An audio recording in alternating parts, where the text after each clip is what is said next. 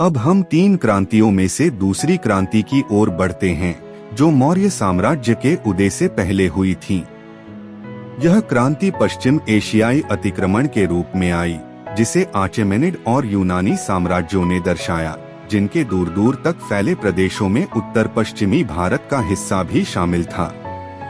मौर्य साम्राज्य के हृदय स्थल मगध की तरह ही फारस की भूमि ने भी आचेमेनिड साम्राज्य के उदय से लगभग 3 शताब्दियां पहले व्यापक सामाजिक और आर्थिक बदलाव देखे थे। इस नाटकीय परिवर्तन के प्रमुख पात्र मेड्स और फारसी थे, जिन्हें इतिहास में पहली बार 9वीं शताब्दी ईसा पूर्व में असीरिया के अधीनस्थों के रूप में देखा गया था। 6ठी शताब्दी ईसा पूर्व में मेड्स में ही पैगंबर जरथुस्त्र ने पहली बार अपना संदेश प्रचारित किया। फारसी उनकी बातों के प्रति अधिक ग्रहणशील साबित हुए और जैसे बौद्ध धर्म और मगध का साम्राज्यवाद अविभाज्य रूप से जुड़े हुए थे, वैसे ही जरथुष्ट्र धर्म और आचेमेनिड साम्राज्य भी आपस में जुड़े थे। 6ठी शताब्दी ईसा पूर्व तक फारसियों ने ईरान की उपजाऊ घाटियों में एक मजबूत आर्थिक आधार हासिल कर लिया था और उन्हें केवल एक कुशल नेता की आवश्यकता थी, जो उन्हें केवल बेचैन जनजातियों से एक साम्राज्यिक समुदाय में बदल सके। ऐसा नेता साइरस 558 से 530 ईपू के रूप में उभरा, जिसने मेड्स के शासन को उखाड़ फेंका। 547 ईपू में लिडिया के क्रोसस को हराया और 539 ईपू में बाबुल के महान शहर में विजयी रूप से प्रवेश किया। साइरस के अधीन बलूचिस्तान और हजारा और पेशावर के जिले पहली बार आचेमेनिड साम्राज्य में शामिल हुए। साइरस द्वारा स्थापित साम्राज्यिक परंपरा को उनके उत्तराधिकारियों कैम्बिसिस 530 से 522 ईपू और महान दारियस 522 से 486 ईपू ने जारी रखा। दारियस ने अपने साम्राज्य को उस समय की सबसे बड़ी शक्ति बना दिया और भारत उत्तर पश्चिमी सीमांत क्षेत्र, बलूचिस्तान और दक्षिणी पंजाब उनके सबसे समृद्ध क्षत्रपों में से एक बन गया, जो सालाना सोने के रूप में लगभग $9 मिलियन के बराबर की श्रद्धांजलि अर्पित करता था। उनकी सेनाओं में भारतीय सैनिकों के साथ साथ अन्य कई जनजातियां शामिल थीं। यही स्थायी सेना, जो बहुभाषी, चलायमान, कुशल और भाड़े की थी, उनके साम्राज्य की रीढ़ बनी। सम्राट अपने क्षत्रपों के साथ जासूसों के नेटवर्क के माध्यम से निकट संपर्क में रहते थे, जिन्हें उनके आँख और कान कहा जाता था। यह विशेषता मौर्य साम्राज्यिक प्रणाली में भी समान रूप से देखने को मिलती है। दारियस ने अपने शाही घोषणाओं को चट्टानों पर उकेरा ताकि न केवल उनके तत्कालीन प्रजा बल्कि भविष्य की पीढ़ियां भी महान शासक की महिमा और शक्ति को जान सकें। बाद में हम देखेंगे कि अशोक ने अपनी प्रजा से संवाद करने के लिए चट्टान और स्तंभ पर उत्कीर्ण शिलालेखों का व्यापक उपयोग किया, जिसमें उन्होंने दारियस की साहित्यिक शैली का बारीकी से अनुसरण किया। ज़ेरक्सेस 486 से 465 ईपू और उनके उत्तराधिकारियों के शासनकाल में आचेमेनिड साम्राज्य का पतन और विनाश शुरू हुआ। प्रांतों में विद्रोह, ग्रीक के साथ युद्ध, साम्राज्यिक प्रशासन के बढ़ते खर्च और लोगों पर करों का बोझ साम्राज्य की जीवन शक्ति को कमजोर करने लगे। आचेमेनिड साम्राज्य की शासन संरचना इतनी कमजोर हो गई कि इसे नष्ट करने के लिए केवल एक शानदार सैन्य हार की आवश्यकता थी, और यह तब आया जब मैसेडोनिया के सिकंदर ने 334 ईपू में एक श्रृंखला में शानदार अभियानों के माध्यम से फारसी साम्राज्य को हरा दिया। सिकंदर की कहानी और उनके शानदार कारनामे इतनी अच्छी तरह से ज्ञात हैं कि यहाँ इसे केवल संक्षेप में ही बताया जा सकता है। सिकंदर मैसेडोनिया के फिलिप द्वितीय के पुत्र का जन्म 356 ईपू की गर्मियों में हुआ था।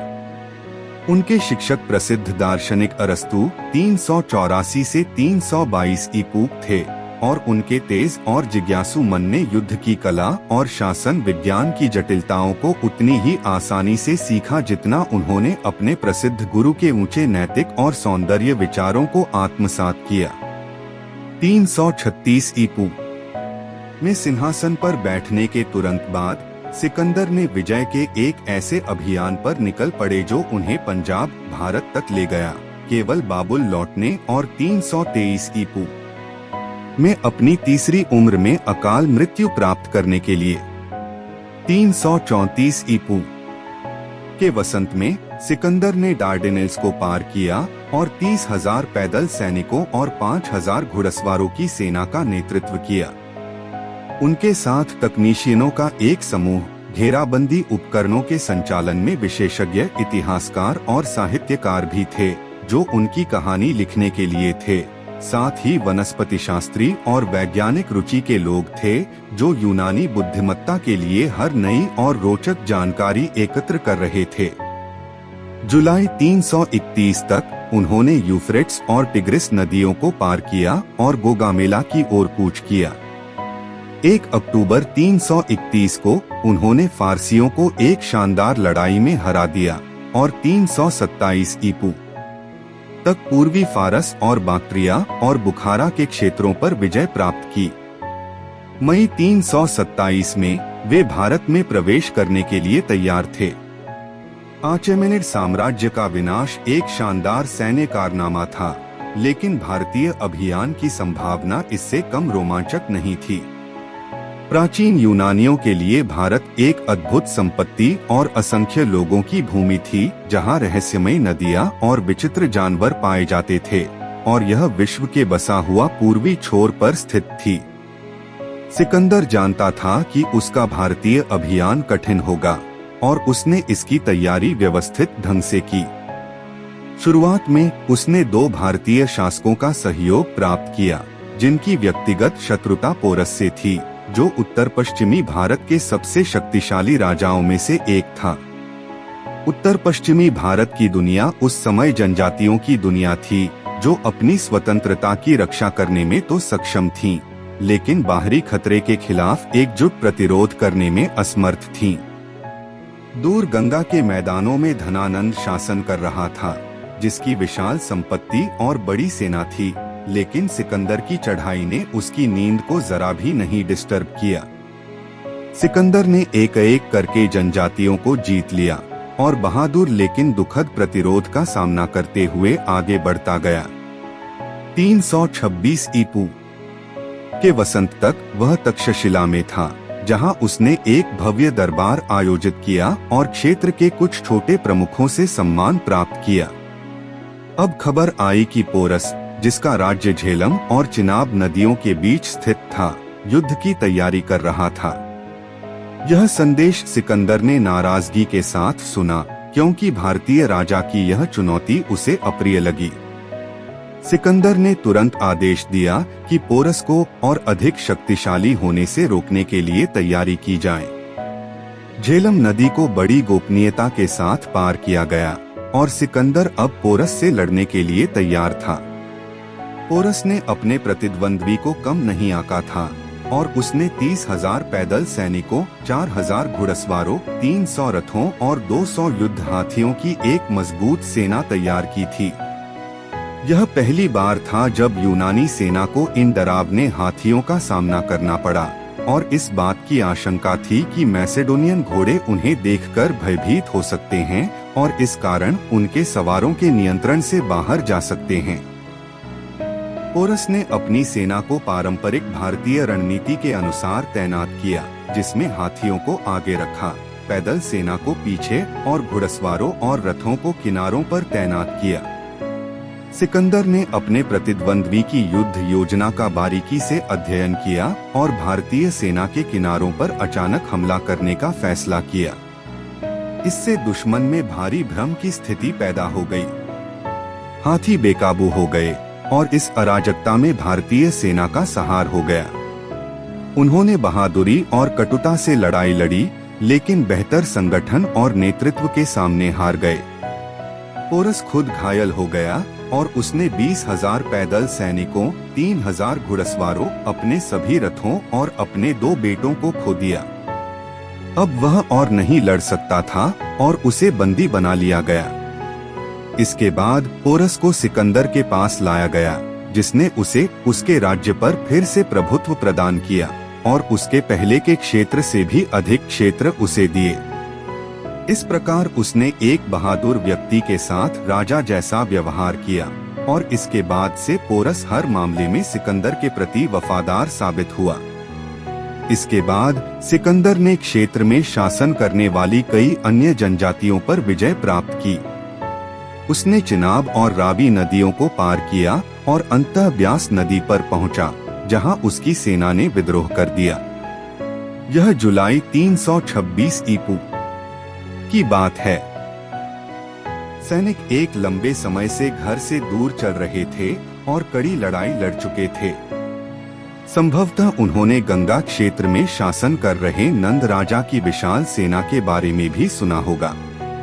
सिकंदर ने उन्हें धरती के छोर तक अपने साथ चलने के लिए भावुक अपील की, जो माना जाता था कि वे जहां खड़े थे वहां से अधिक दूर नहीं थी। लेकिन उसकी भाषण कला ने उनके उदास मन पर कोई असर नहीं किया और मैसेडोनियन विजेता ने वापस लौटने का निर्णय लिया और उसी पुराने मार्ग से झेलम की ओर लौटने लगा। सिकंदर ने झेलम और सिंधु नदियों के रास्ते से नीचे यात्रा की, अपने पीछे अपने भारतीय और यूनानी क्षत्रपों को विजित प्रदेशों पर शासन करने के लिए छोड़ दिया। सितंबर 325 में उसने बाबुल की ओर यात्रा शुरू की, जहां 323 ईपू में 32 वर्ष 8 महीने के यादगार जीवन के बाद उसकी मृत्यु हो गई। वह अपने पीछे ढीले ढाले ढंग से संगठित विजय और अनगिनत किंवदंतियों का एक विशाल विस्तार छोड़ गया। सिकंदर भारत में आया और चला गया।